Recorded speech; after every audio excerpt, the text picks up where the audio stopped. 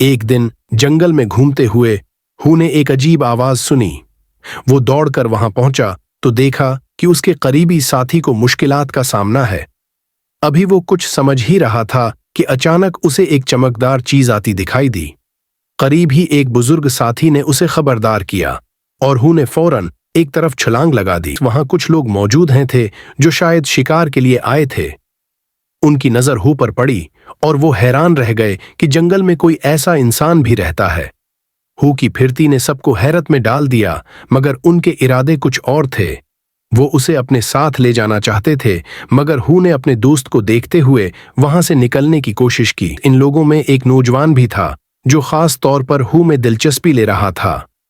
वो चाहता था कि हू उनके साथ चले ताकि वो इसकी महारत को मजीद समझ सके, मगर हू किसी पर भरोसा नहीं कर सकता था।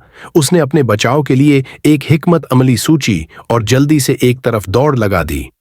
एक 22 नौजवान शहजादा अपने घोड़े से नीचे उतरा और ऐलान किया कि वो हू के साथ दोस्ताना तौर पर बात करना चाहता है। मगर हू, जो कभी इंसानों के साथ नहीं रहा था, मोहतात था। शहजादा इसकी ताकत और रफ्तार देखकर मुतासिर हुआ और उसे चैलेंज हुआ देने की कोशिश की, मगर हू ने अपनी जहानत का इस्तेमाल करते हुए एक नई हिकमत अमली बनाई और खुद को एक महफूज मकाम पर ले गया। शहजादा और उसके साथी हू की महारत देखकर हैरान थे। वो समझ चुके थे कि ये कोई आम नौजवान नहीं है, मगर ऐन उसी लम्हे हू ने अपने साथी की जानिब देखा और उसकी हिफाजत को औलीन तरजीह दी।